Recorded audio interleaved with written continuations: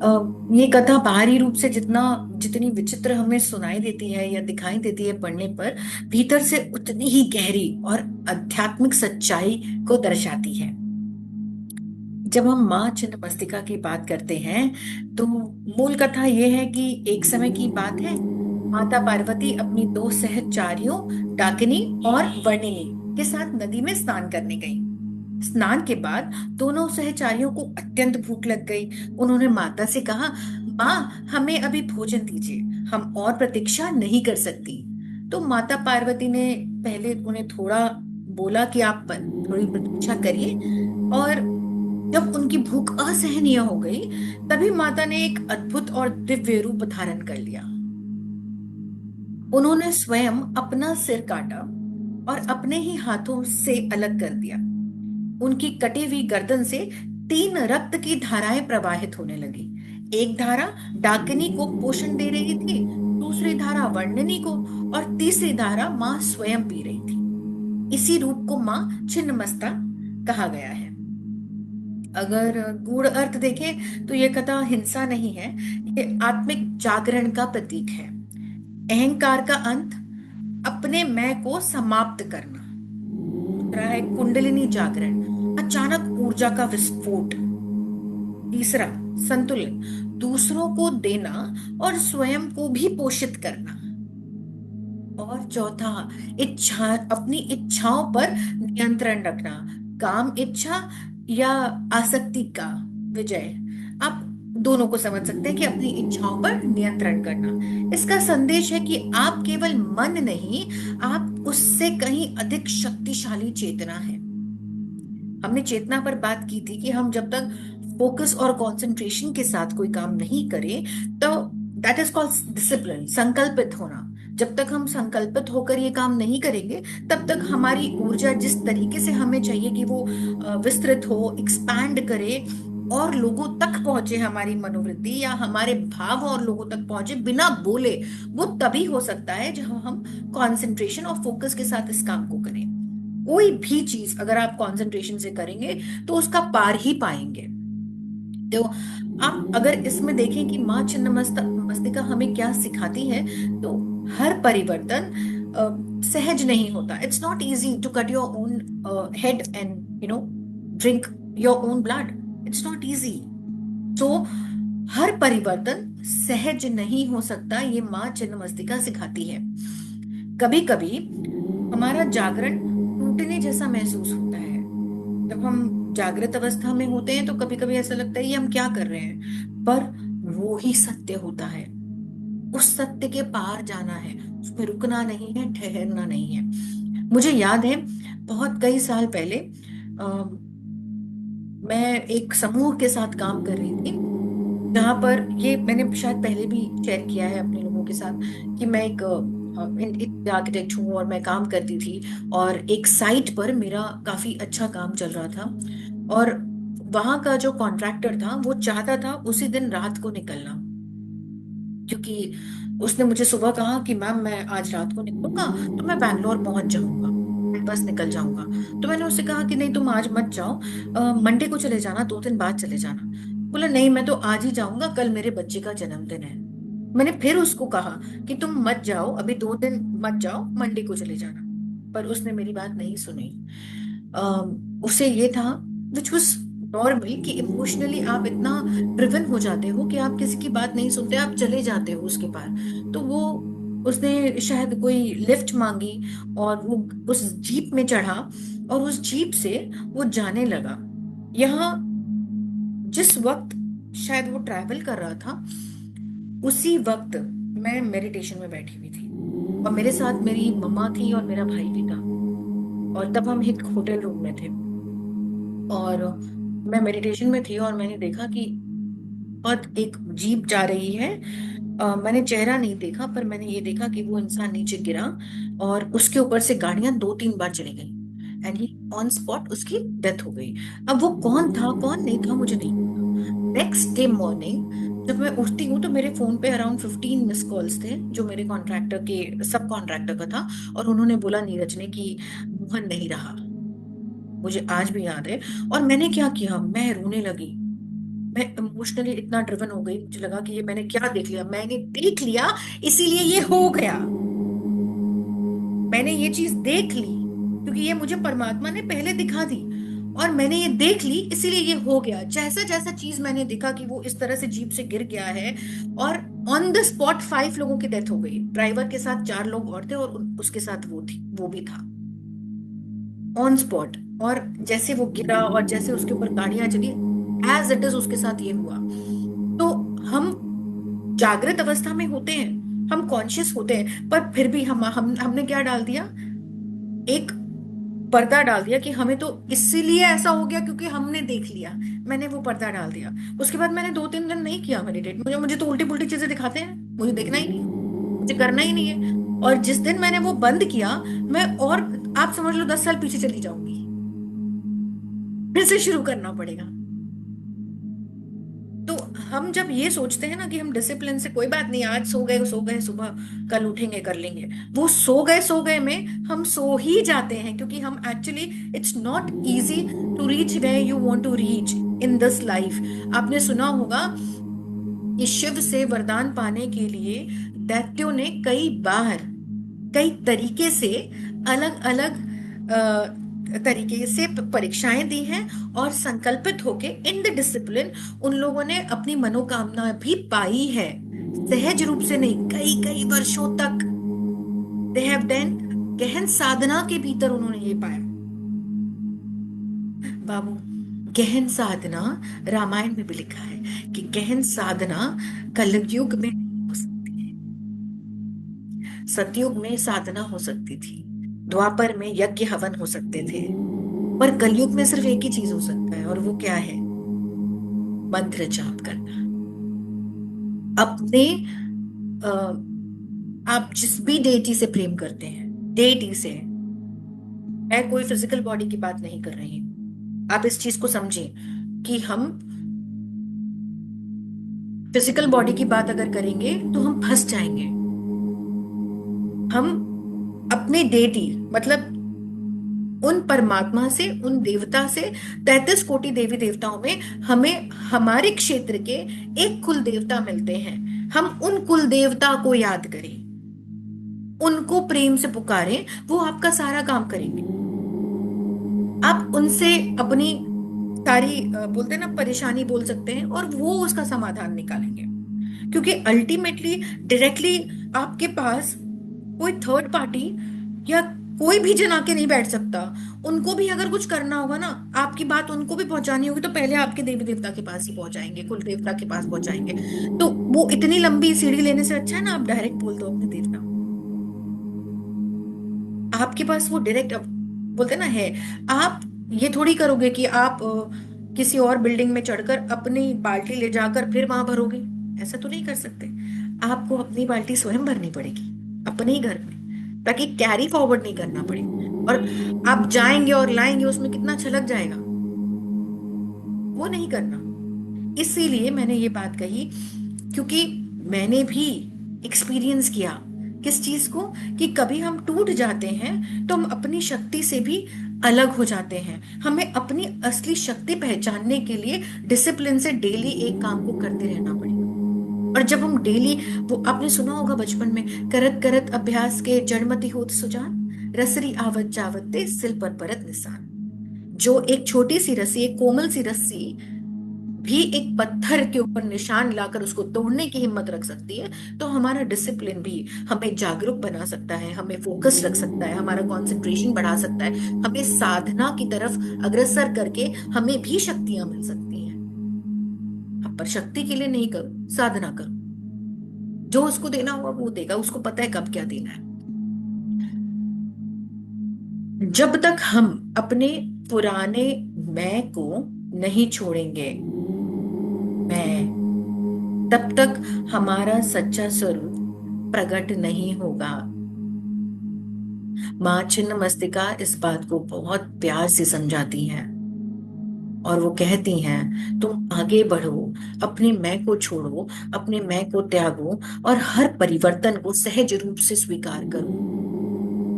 हम, आप देखो, हम औरतें कितनी जल्दी परिवर्तन को मान जाती हैं कितनी जल्दी। पर क्या एक पुरुष मान सकता है? उसको समय लगता है बाबू। ही टेक्स हिज ओन टाइम।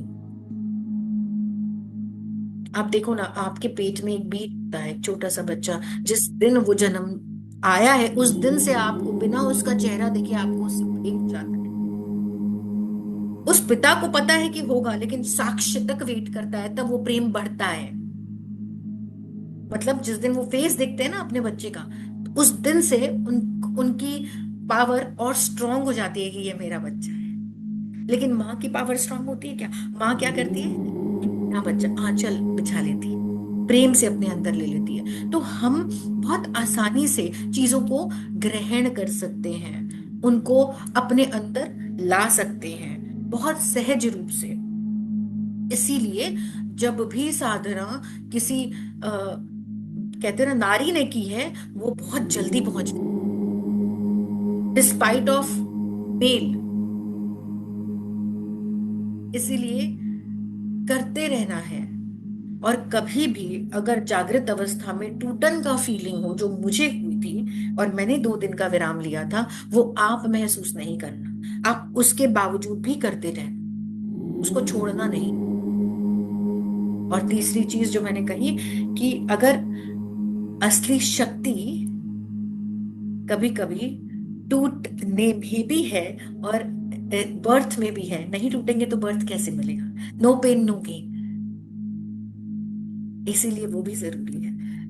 और इसी को लेकर हम आगे बढ़ते हैं, माँ को अपने अंदर साक्षात स्वरूप से पाने की इच्छा रखते हुए। Just close your eyes, take a deep breath. और जब हम डीप ब्रेथ लेते हैं, हम बहुत गहरी सांस लेने का अनुभव करेंगे और पेट हमेशा फूलेगा। When you take a deep breath, inhale करते हैं हम, जैसे ही हम इनहेल करेंगे हमारा पेट फूलेगा। और फिर हम होल्ड करेंगे, तुरंत छोड़ेंगे नहीं सांस को, हम होल्ड करेंगे।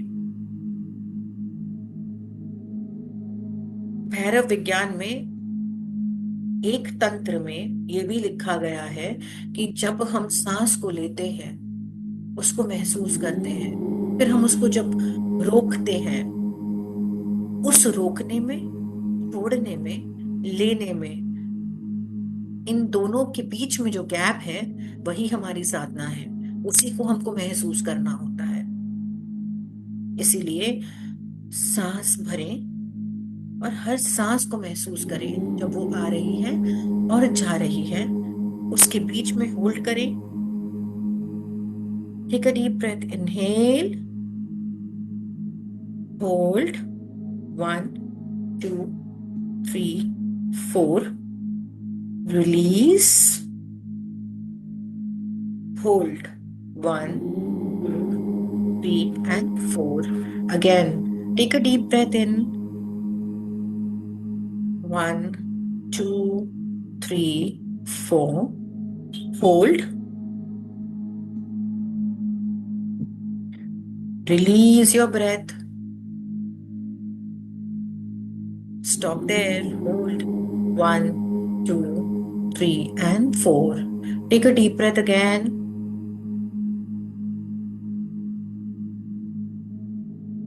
Inhale deeply. सांस को महसूस करिए। आप देखिए एक पतले सा धागा, एकदम स्वर्णिम रंग का, आपके नाक के भीतर से जा रहा है। एकदम गोल्डन कलर का थ्रेड, एकदम पतला, जस्ट लाइक वेव्स। वो अंदर जा रहा है। जब वो अंदर जाता है, शांति, श्री, सम्मति ये अंदर की ओर लेके आता है और आपके पूरे शरीर को उससे भर देता है।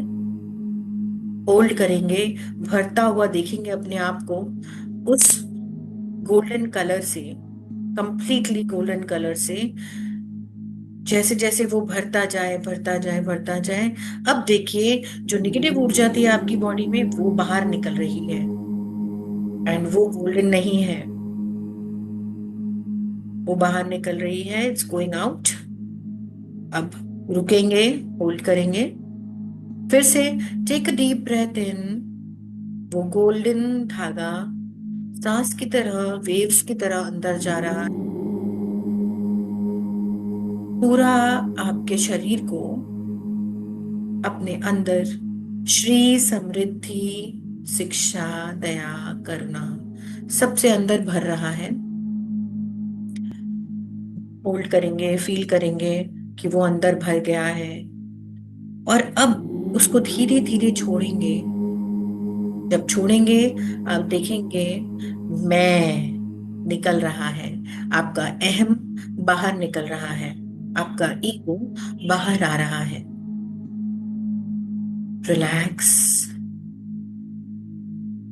Relax. Take a deep breath again.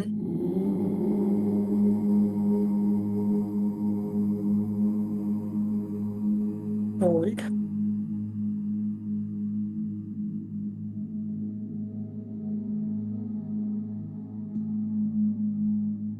Shri, समृद्धि, शिक्षा, दया, ज्ञान, करुणा, संवेदनशीलता सब अंदर आ गए। और अब जो बाहर निकल रहा है वो है मेरा ईगो, मेरा भ्रम, मेरी निगेटिव ऊर्जा, मेरे निगेटिव थॉट्स, वो सब कुछ बाहर आ रहा है।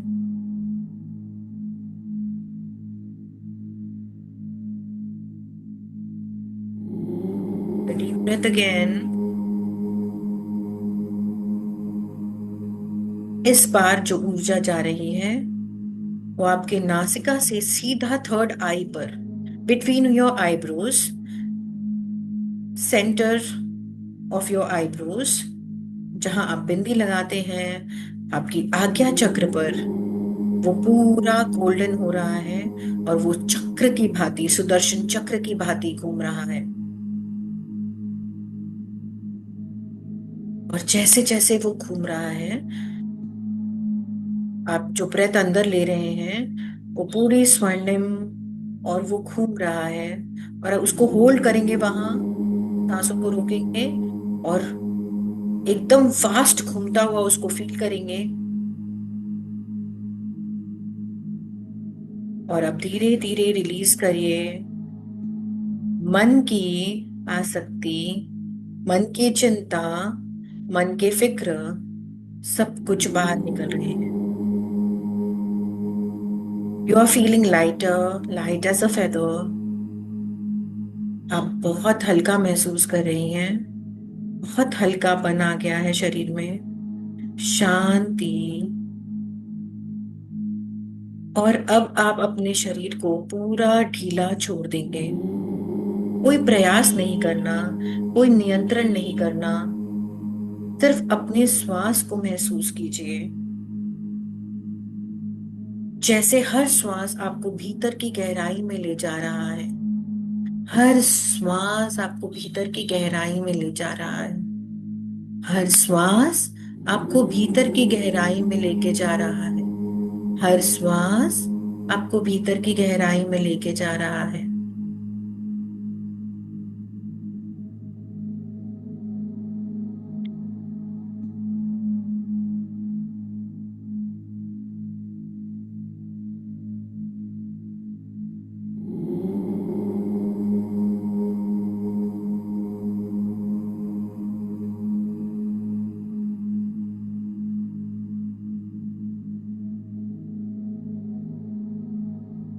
और अब जब सांस अंदर जा रही है, श्वास के साथ आपकी श्री, समृद्धि, शुभता, ये सब नाभि के केंद्र के पास मणिपुर चक्र पर ले आइए। अब अपना पूरा ध्यान अपने नाभि केंद्र के पास मणिपुर चक्र पर ले आइए। फुल ऑफ गोल्ड लाइट, उस ऊर्जा को महसूस करिए। याद रखें, हमेशा ध्यान में हम अपने दोनों हाथों को बंद रखते हैं ताकि ऊर्जा का समन्वय हो सके, बैलेंस हो सके। आप सुनहरी ऊर्जा को महसूस कीजिए चमकती हुई ऊर्जा को महसूस कीजिए अपने मणिपुर चक्र में। और अब आप रिलीज करेंगे अपने ब्रेथ को। और जैसे जैसे आप रिलीज करेंगे अपने ब्रेथ को, आप देखेंगे कि जो डोर खुल नहीं रहे थे, अड़चन थे, परेशानियां थी, कुछ विकार थे, वो सब बाहर निकल रहे हैं स्वतः ही। हम ये 7 बार करेंगे ताकि हमारी मणिपुर चक्र आज एक्टिवेट हो जाए। जिसका जो भी काम कहीं पेंडिंग हो वो होता जाए, रुके ना। हम फिर से अपने नाभि केंद्र तक लेके जाएंगे अपनी पूर्ण ऊर्जा, गोल्डन लाइट के साथ। नाक से, आपके नाक से स्वतः श्वास के द्वार से अंदर तक जा रही है ये ऊर्जा, और सीधा नाभि केंद्र के पास मणिपुर चक्र पर आ रही है। श्री समृद्धि, शुभता, संरक्षण, सुरक्षा, सब कुछ चमकती हुई ऊर्जा के साथ उसको फील करेंगे कि वो नाभि केंद्र तक जा रही है। और वहां रुकिए, महसूस करिए वो ऊर्जा पूरी अच्छे से बढ़ रही है, एक्सपैंड हो रही है। फील करेंगे कि ऊर्जा एक्सपैंड हो रही है। और अब धीरे धीरे हम रुकावटें, परेशानियां, झंझट, नेगेटिव थॉट सब कुछ बाहर निकालेंगे। धीरे धीरे धीरे धीरे बाहर निकल रहे हैं सब आपके नासिका के द्वार से। और सब यूनिवर्स अपने में समा रहा है, माँ छिन्नमस्तिका ले रही है वो परेशानियां, वो सब सहज ही माँ संपूर्ण रूप फिर से आपके श्वास के द्वार से स्वतः अंदर जाते हुए श्री समृद्धि, ज्ञान, शिक्षा, शांति, संरक्षक, क्रिएशन, क्रिएटिविटी, एवरीथिंग, वो सब लेकर आपके मणिपुर चक्र तक जा रही है, नाभि केंद्र तक। यहाँ एक्सपेंशन देखिए, यहाँ देखिए आपका पूरा उदर, आपका पूरा पेट, आपका बैक सब कुछ गोल्डन हो गया है। कंप्लीट गोल्डन फील करिए, Glitz golden, Glitz golden feel करिए। जैसे एक संपूर्ण आभा मंडल आपके मणिपुर चक्र में स्वतः ही घूम रहा। इसको फील करें, इस ऊर्जा को फील करें। और अब धीरे धीरे जो भी परेशानी, नेगेटिव थॉट्स, किसी का बोलना, किसी का रुकना, किसी की नजर, जो कुछ भी है वो सब उस अलाइनमेंट की तरफ बाहर आ रहा है। और माँ स्वयं में उसको ले रही है। माँ आपके लिए सारे द्वार खोल रही है, सक्सेस के, प्रेम के, पारिवारिक संबंधों के, शांति के सारे द्वार माँ खोल रही है। और जो भी अटकन है माँ स्वयं में ले रही है। उस प्रकाश में प्रकट हो रही माँ छिन्नमस्तिका, उस प्रकाश में प्रकट हो रही है माँ छिन्नमस्तिका अपने दोनों आईब्रोज के सेंटर में, आज्ञा चक्र पर माँ छिन्नमस्तिका नीचे कमल दल से होते हुए माँ के चरणों को देखते हुए माँ के साकार स्वरूप को देखेंगे। फील करेंगे कि माँ की ऊर्जा आपके शरीर के चारों तरफ विस्तृत हो रही है। स्वयं माँ छिन्नमस्तिके